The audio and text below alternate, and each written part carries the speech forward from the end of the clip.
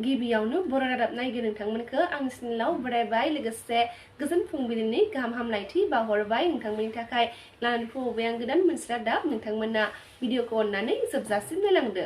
दिनै 2022 मायथाइनि 16 जुलाइ दिनैनि माखासे गोनां खौरांफ्रानो जादों। सेथि रादाबाव दङ बड'फा उपेन्द्रनाथ ब्रह्म सुबुंथिनि फायखि बान्था मोनगिरि सनम वांचुकनि उखैहाब सोमावसारनाया 18 सानाव आगान होबाय।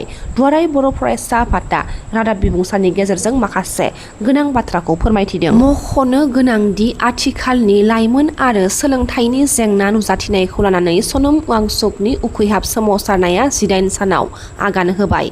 दुलाराय बर' फरायसा आफाद एबसुआ दिल्लीनि जंतर मंतराव सनम वांचुकनि उखैहाब सोमावसारनाय हाबाफारिनि सायाव नोजोर बोनानै खौरां मेल लादों। भारत सोरखारनिसिम एबसुनि आफादगिरिनि खावलायहरनाय सनम वांचुकजों गोजोनै सावरायनानै जेंनाखौ सुस्रांनानै होनांगौ आरो उखैहाब सोमावसारनायाव सनम वांचुकआ देहायारि खैफोदाव गोग्लैयोब्ला बेनि दायनिगिरिया भारत सोरखारा जागोन होननानै फोरमायथिदों। दिल्लीनि लाल किल्लायाव उदांस्रि साननि फालिथायनि थियारिया सोलिगासिनो दङ। 15 जुलाइनिफ्राय फैगौ 15 आगस्तसिम सरासनस्रा सुबुंफोरनि थाखाय बन्द थागोन लाल किल्लाया। लाल किल्लायाव उदांस्रि साननि फालिथायनि थियारिया सोलिगासिनो दङ होनना खौरां मोननाय जादों। उदालगुरि जिल्लानि सिङाव थानाय मासबाद रेलवे स्टेशनखौ समायनायै बानायफिनबाय। अमृत भारत बिथांखिनि सिङाव 10 कौटि 19 लाख रांजों बानायना गोदान महर होदों मासबाद रेलवे स्टेशनखौ। थाबैनो गाहाय मन्त्रि बिथां नरेन्द्र मदि बिथाङा भार्चुएल राहाजों मासबाद रेलवे स्टेशनखौ बेखेवनानै होगोन। मख'नो गोनांदि अमृत भारत स्किमनि गेजेरजों रङिया डिभिजननि सिङाव थानाय मासबाद रेलवे स्टेशनखौ गोदान मुगानि खम बेसेननि आरो दावबायारिफोरनि थाखाय मोजां हान्थामेला मिरु महरै सोलायनाय जादों। लोगोसे जायगानि दोरोङारि नेरसोनथि आरो हारिमुवारि सिनायथिखौ संरैखा खालामनायनि सायाव गोसो होनाय जादों। भारत हादरनि गाहाय मन्त्रि नरेन्द्र मदि बिथाङा थाबैनो अमृत भारत बिथांखिनि सिङाव गोदानै लुफुंजानाय मासबाद रेलवे स्टेशनखौ बेखेवनानै होगोन होननानै खौरां मोननाय जादों। गुवाहाटीनि गुरुसुक पुलिसआ सानै ड्राग्स फालांगिरिखौ हमनो हादों। हमजानाय ड्राग्स फालांगिरिया लाल गणेशनि जिन्तु मण्डल आरो काटाबारिनि बर्सपारानि आजान आहमेद होनना सिनायथि होजादों।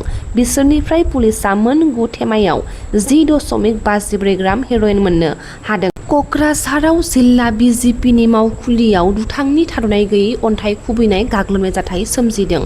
12 जुलाइयाव जानाय जाथायनि उनाव फिन 14 जुलाइयाव अन्थाइ खुबैनानै दुथाङा गाग्लोबो। गिबि जाथायजों लोब्बा थानाय सन्देहआव टेङापारानि राजेश चौहान मुंनि सासे सुबुंखौ खादों पुलिस बिफाना। लोगोसे जाथायखौ गोख्रों नायसंनानै दायनिगिरिखौ गोरा साजा होनो दाबि खालामदों क'क्राझार जिल्ला बिजिपिनि गाहाय नेहाथारि अरबिनास दासआ।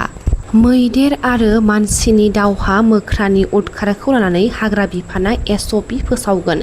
जायगानि MLAनि सांग्रांथियाव रायजोफोरनि हेफाजाबाव हाग्रा बिफाना लाबोगोन गोदान राहा। बिफानारि जथुमनि उनाव मन्त्रि जयन्त मल्ल बरुवा बिथाङा बे बाथ्राखौ फोसावदों। दिनै गाबोननि गेजेराव सेथि खोलोबनि 12,000 साफायाव सोरखारि बिजोंनि गुदि गेजेर आरो गोजौसिन गेजेरारि फरायसालिनि फोरोंगिरि बिथांमोननो रां अनसुंथाइखौ हरनाय जासिगोन।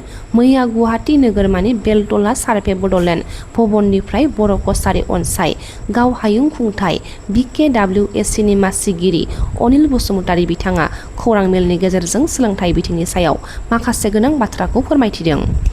दिनै बर' कछारी अनसाय गावहायुं खुंथाइनिफ्राय माखासे मिथिनो गोनां खोथाफोरखौ जोङो मिथिहोनो नाजादों। बिसेसकय खम समनि गेजेराव जोङो नैबे गभर्नमेन्ट गुदि फरायसालि, गेजेर फरायसालि, गोजौ फरायसालि आरो गोजौसिन फरायसालियाव जोंनि बर' कछारी वेलफेयार अट'नमास काउन्सिलनिफ्राय जा जोङो थिसनना दोननाय स्कुल कमिटिफोरजों रायज्लायनानै थिसनना दोननाय फोरोंगिरि बिथांमोननो जा रां अनसुंथाइ हरनायनि खामानि जों बेखौ फोजोबबाय। जों हरदोनि फार्स्ट इनस्टलमेन्ट हिसाबै जोङो हरगोन देग्लाय 12,000 आरो थालांनाय रांखौ जोङो सेकेन्ड इनस्टलमेन्टआव खम दाननि गेजेरावनो जोङो बेखौ हरजोबगोन। जों मानो मोननै इनस्टलमेन्ट खालामदों? जोंनि फोरोंगिरि बिथांमोना दस्रा जबाव थाङो, फैसाखौ थांनाय बोसोराव जों खेबसेनो हरजोबनानै बिथांमोना जिहेतुके आख' फिख' फैसाखौ रिटार्न हरफिननो हाया। ओंखायनो जाय बिथांमोना गुबुन गुबुन मोजां जबाव थांफिनो जोंहा बेवहाय बुंनांगौ गैया ओंखायनो देग्लाय जोङो 12,000 करि हरग्रोगोन 42 इनकाम्बेन्ट टिचार्सनो 42 सा फोरोंगिरि बिथांमोननो जों हरगोन बेवहाय मरिगांव जिल्लानि 9 साया 30,000 करि मोनगोन बे जिल्लानि रां डेभेलपमेन्टनि खामानि रांखौ जों सोना दोननायनि थाखाय जोंनि भेन्सार LP school ME school higher secondary बा स्कुलफोरनि जायनाखि इनकाम्बेन्ट टिचार्स जायफ्रा मावबाय थादों रायजो राजा हान्था मेलानि थाखाय बक्स कालभारखौ बेखेवनानै होदों बिक्रम दैमारि बिथाङा लोगोसे माखासे बाथ्राखौ फोरमायथिदों। जोङो बे भेरगाव समस्तियाव दिनै गिदिंफैदों आरो बेवहाय स्पेसियेलि मोननै देग्लायनि फाइनान्सियेल इयाराव जालांनाय बक्स कालभार्ट बानायनाय जादोंमोन बे सम्पुर्ण जाबाय दा बेखौ बेखेवनाय हाबाफारि हिसाबै जों बेखेवनानै होबाय एसे आगोलाव जों साहा बागान गेजेराव बेखेवना होफैदों आरो नैबे नाग्राबारि जोंनि मुस्लिम अध्यक्षित ओनसोलाव जों बेखौ बेखेवना होफैबाय गोजोननाय मोनदों आरो बेबायदिनो जोंनि बिटिसि नि नावबान्दा खाग्राबारि बे जायगायाव दिनै कालभार्ट बेखेवबाय जेखि जाया मानो जे हाग्रामा महिलारि दैदेननाय बे बिटिसि सरकारा तीव्र गति भाबै डेभेलपमेन्टखौ खालामगासिनो दं आरो गुबुन गुबुन जायगायाव गोबां बेखेवनाय जाबाय गोदान गोदान दालां बानायनायनि थाखाय दिनै खामानिफोर मावनाय जाबाय आरो दा नै एसअपिडि फान्डआव जोंहा फैसा फैगासिनो दंबावो हयथ' लास्ट उइक अफ जुलाइ बिटिसिआव बाजेट जासिगोन आरो बिनि उनावहाय गोबांथार खामानि जाबाय थासिगोन जोंनि मोनफ्रोमबो जिल्लायाव मोनफ्रोमबो गामियाव डेभेलपमेन्टआ सहैसिगोन दा जोङो रायजो राजानि जे इलेक्सनाव कमिटमेन्ट होबोदोंमोन बेखौ जों मोनसेनिफ्राय मोनसे गासिबो मावफुंजोबगोन बे खुनु सन्देह गैया